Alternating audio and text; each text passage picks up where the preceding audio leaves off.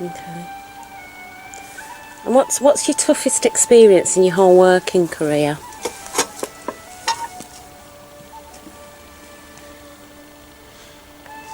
Being very small initially, I felt I had to do everything because there's only me and a young lady that's still with me.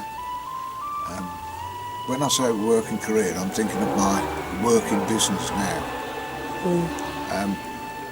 And as it's grown, it's become a little easier and also a little more difficult, if that doesn't make too much of a contradiction. You mean like with the extra responsibility of success? And with the extra labour and extra work, which has made life more comfortable, but it brings its own problems. Would you mind if I asked how old you are? I wouldn't mind.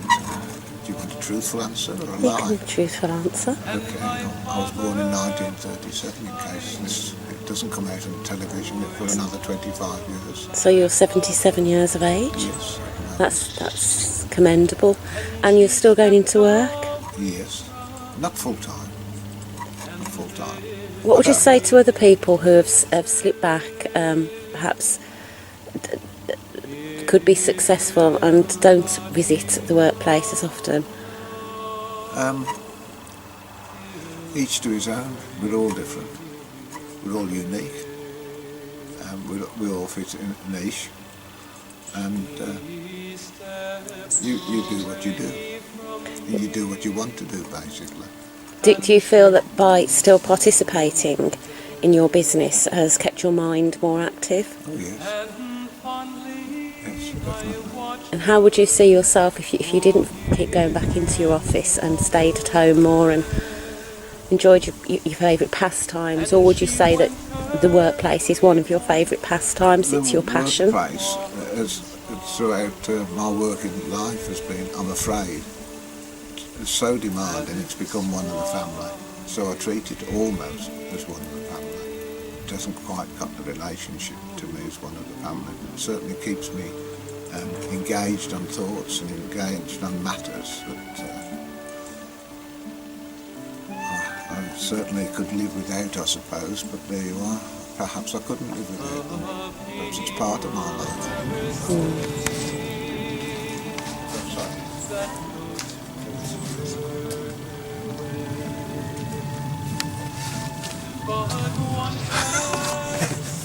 What are you doing? I don't know. And I smiled as she passed me with her goods and her gear, and that was the last word. I'm nearly finished doing I don't know what. If you had one sentence to sum up life, what would it be? Sum up life? One sentence. You can be whatever you want to be, just one sentence. Do your best. Do your best. Okay. Do you want me to put another phrase with it? Yeah. As kindly as possible. That's lovely. Right. Do your best as kindly as possible. Yeah. That's perfect. That's a lovely phrase.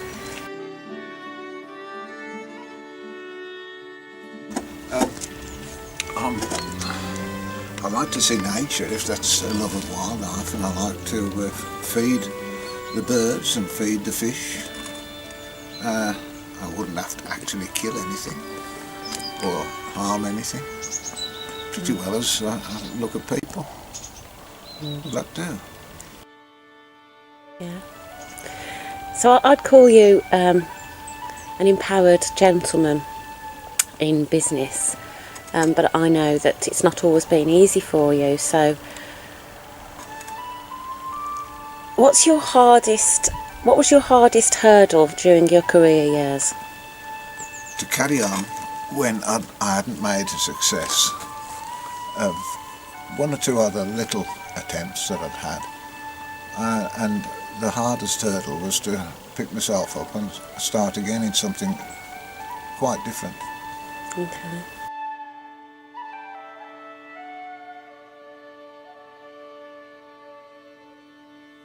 Mr. Robin. My young love said to me, my mother won't mind, and my father won't spite you for your lack of kind. And she stepped away from me, and So you travelled 4 hours every day. At that particular time, you hadn't got any transportation. You had 2 small children and a wife to support. And how old were you?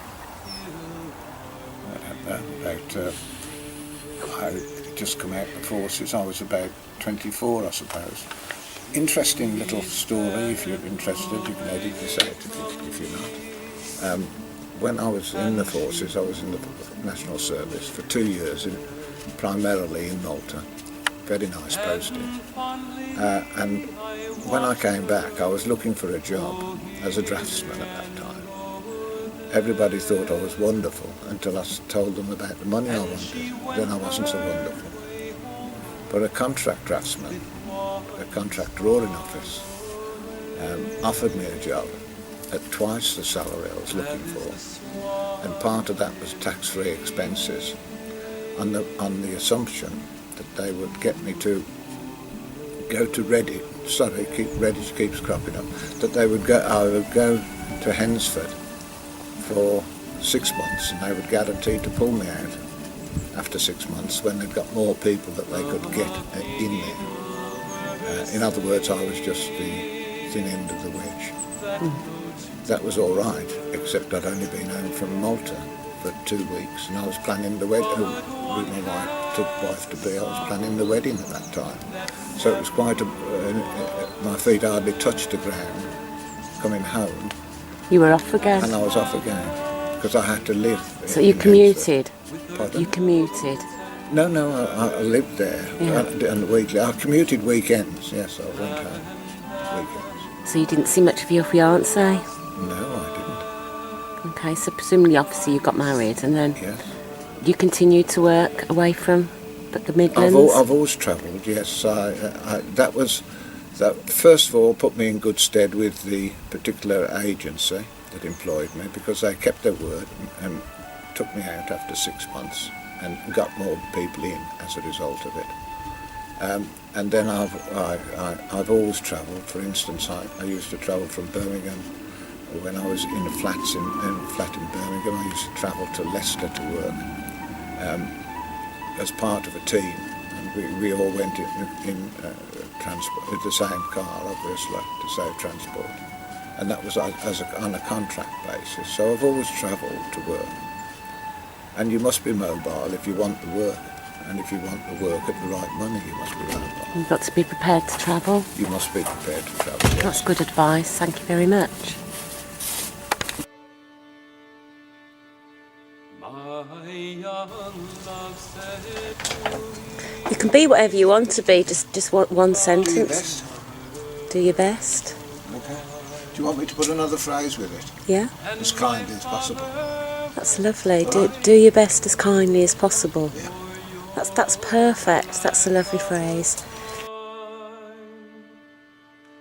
and she stepped away from me, and this she did say,